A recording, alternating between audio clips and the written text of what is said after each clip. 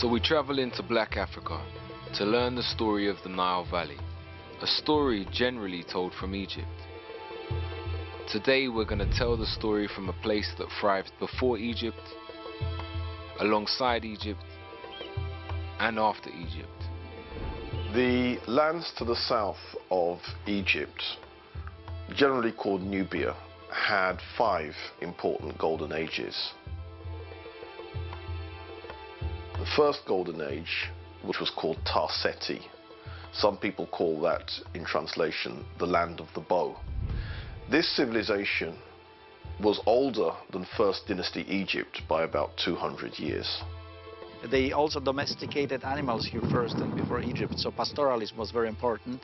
Depending on how far back, if you say 9,000 years ago, then you can say yes, it was probably more developed than Egypt. But starting from the 4th millennium BC, the center really is in Egypt and develops from there. Sudan was often ahead of Egypt in terms of developing technology because it had perhaps a smaller population. In Egypt, there's not much need for human economy. You don't need to save on human labor because every time the Nile flooded in midsummer, you had a huge reservoir of human labor as long as you were feeding them a living wage. The ancient Egyptians themselves said that they came from the south of Kemet, ancient Egypt, which is further up, higher up the Nile Valley, closer to the source. And they identified the mountains of the moon, which are in modern-day Uganda, as their place of origin.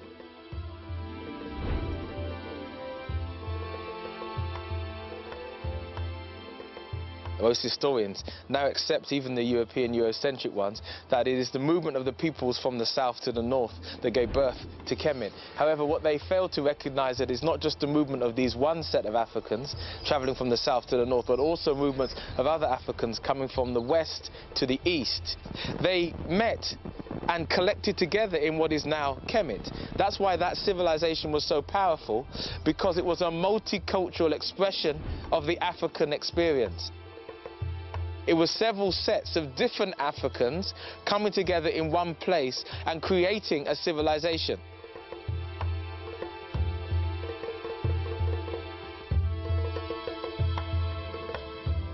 We travel through Sudan, the largest country in Africa, to learn about a world that was already old before our world had even begun. The ancient land once known as Tarseti, Kerma and Kush, home to the Nubians. This is a place where early Europeans came to study and learn from Africans, and to study from the oldest people in the world, Africans.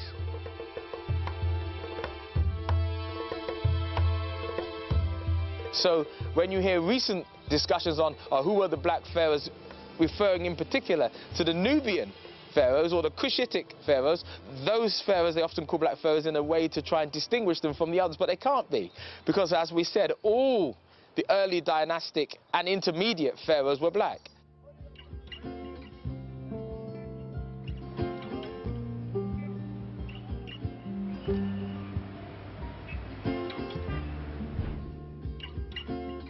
This is home to the world's oldest recorded religion, a place whose kingship and political system continued to bring harmony and prosperity to its people for over 3,000 years.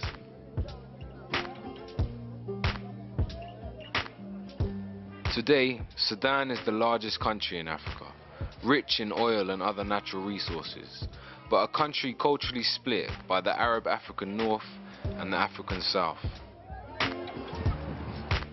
In recent times, this country has been greatly affected by civil wars and droughts. This is a place where the great blue and white Nile meet to form the famous river Nile that runs through Egypt. This is an amazing land that predates Egypt, but for many is just another part of our world's hidden history. The question is, what happened? What was this ancient civilization about, and what left it in ruin? Why do we only know the story of the Nile Valley from Egypt? And why do we think that Egypt is somewhere separate from Africa? What do we still have and use today that was connected to this time period? We're going to peel back the pages of time and find out.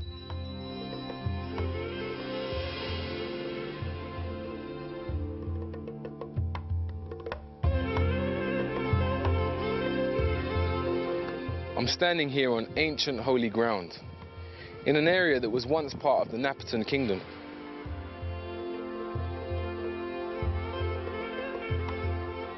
Today this place is known as Jebel Barkal, which is an Arabic term that means holy mountain. It goes by this term because in ancient times, for over 1,000 years, this area was the Kemetic and Kushite religious center of the world. Home to the Nubians, ancient Egyptians, and other traveling Africans. Jebel Barkal is a very important site both in the history of Kush and in the history of Egypt, or Kemet if you prefer. The mountain had a particular shape, and both the Egyptians and the Kushites regarded this mountain as the holy mountain. That's what the Egyptians called it, the holy mountain.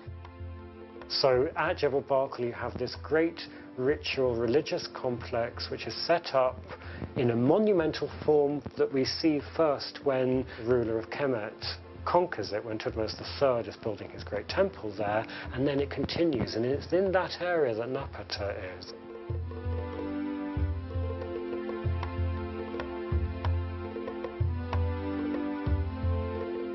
The city of Napata becomes a very important capital during this golden age of Kush. The site has a long history. We can trace it back to the 18th dynasty period of ancient Egypt, where the ancient Egyptians saw it as sacred to their deity Amen.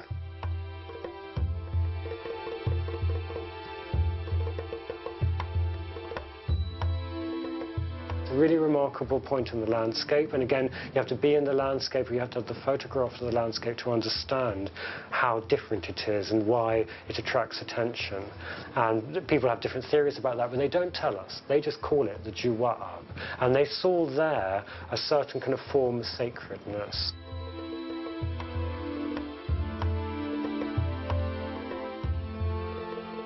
So the influence of the Sudanese Nubians in Egypt is quite clear, but on the other hand, the influence of the Egyptians themselves in traditions, in religion, is still people having different minds of is it originated from there, or is it been acquired or adopted as gods by the Nubians.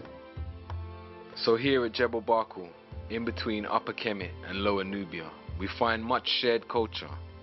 And there's much debate around whether it started deep in Africa, at the heart of the Nile, and spread upwards, or if it started in the north of Africa, at the bottom of the Nile, and spread down into Africa. We must have in mind that these political borders were not there. But the boundaries were constantly shifting in any case, and there'd always been a lot of trade between these two separate states, if you like. When you talk about Lower and Upper Nubia, you're talking about a span of land where people have got blood relations, and they have got some sort of culturation and acculturation always happening there. There'd always been a very strong relationship, and to me, the more I look at the cultures from these two separate states, the more similar they actually become. And I think we need to try and move away from some of the images that we see that show Nubia in particular as a very different country. We know for a fact that, as I've said, there was a lot of trade between the two, and that also many of the people would move across the borders effectively over time. So there's always a very strong, close relationship, and at certain times, you know, they were the same thing. They were just one. It's like the relationship between America and England. England is the mother and father of America. The population of America are predominantly English American. The presidents of America are English American. Even though America is an expression of the European consciousness, the vast majority of people are European, the predominant power is the heritage that England has given it. The Americans acknowledge this. They trace their lineage, if they can, back to England and come back to here. The relationship is a special relationship of power. Though America has power on this earth, England is its mother and father and recognized as such. That is precisely the way that one should look at the relationship between Kemet and Nubia.